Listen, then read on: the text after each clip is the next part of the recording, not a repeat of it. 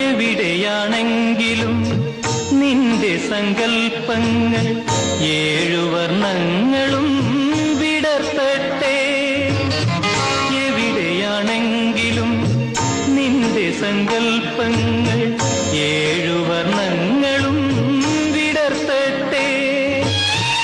എന്നും ആ ജീവിത പൊന്മണി വീണയിൽ സുന്ദര സ്വരധാര ഉണരട്ടെ ഉണരട്ടെ.